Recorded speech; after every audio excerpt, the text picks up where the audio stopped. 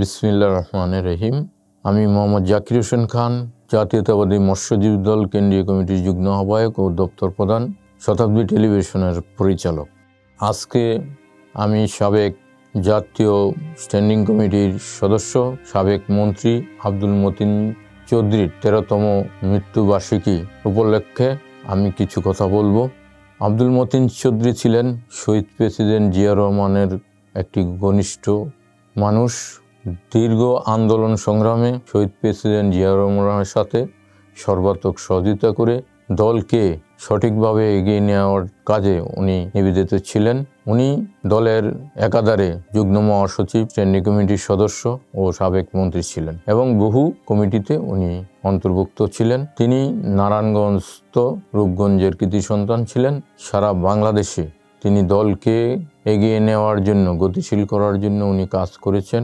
উনি মন্ত্রী হয়েছিলেন এবং তিনি মানুষের যে সেবা, এই দেশের গণতন্ত্র, মানুষের কাজে মানুষকে তিনি সেবা প্রদান করেছেন এবং জিয়া রহমান সহ সারা বাংলাদেশি ওনার যে অবদান, উন্নয়ন, উৎপাদন ও গণতন্ত্র, মানুষের সহাবস্থান তিনি করে গেছেন। তিনার একাধারে জিয়াউর রহমানের পরবর্তীতে খালেদা জিয়ার হাতকে শক্তিশালী করার জন্য যিনি আন্দোলনের সংগ্রামের রাজপথে ছিলেন, উনি সততা, আন্তরিকতা ও সাংগঠনিক দৃঢ় অবস্থান নিয়ে খালেদা জিয়ার সাথে ছিলেন এবং 90 স্বৈরাচার বিরুদ্ধে বারবার উনি কারা নির্যাতন এবং রাজপথে উনি অনেকবার নির্যাতিত হয়ে রাজপথে রক্ত জুড়িয়েছেন। তিনি যে দীর্ঘ রাজনীতিতে ওনার নেগেটিভ কোনো সাইড ওনার নেই। উনি উন্নয়ন, উৎপাদন ও মানুষের সেবা করে গেছে।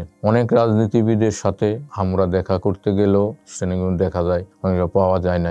উনি সবসময়, আমি খুব কাছে থেকে গেছি, ওনার সাথে যেতাম। আমি ছাত্রদল করতাম, কালীগঞ্জ শ্রমিক কলেজ থেকে আমার রাজনীতি শুরু। সেই সময় উনি গার্জিয়ান ছিল নরসিংদী, এই গাজীপুর, নারায়ণগঞ্জ সহ সকল মানুষই ওনার কাছে যেত। উনি আন্তরিকভাবে সকল ব্যাপারেই উনি শুনতেন এবং যেখানে যা করার উনি করতেন। তিনি এই যে মন্ত্রী ছিলেন, এমপি ছিলেন এবং সর্বোপরি তিনি জননেতা ছিলেন।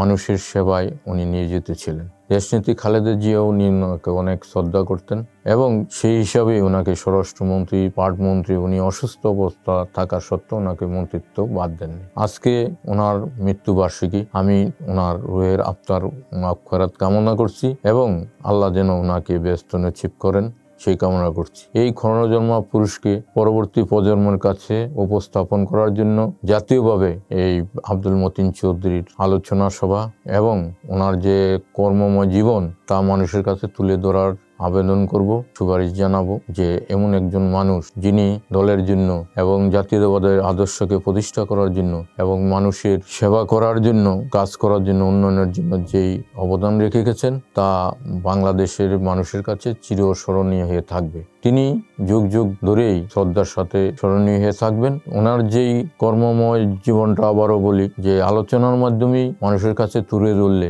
অনেকেই তাকে শ্রদ্ধা করবে, জানবে যে মতিন চৌধুরী একজন মন্ত্রী, বিএনপি স্থায়ী কমিটির সদস্য ছিলেন। তাই আমি আজকে আর না বাড়িয়ে আমি এটুকুই বলবো, এমন একজন ক্ষণজন্মা পুরুষ, বর্ষিয়ান নেতা, বাংলাদেশের ইতিহাসে একটি বিরল ঘটনা। তাই আমি ওনার আজকে আবারও ওনার আত্মার মাগফিরাত করে শেষ করছি। খোদা হাফেজ, ভালো থাকবেন সবাই।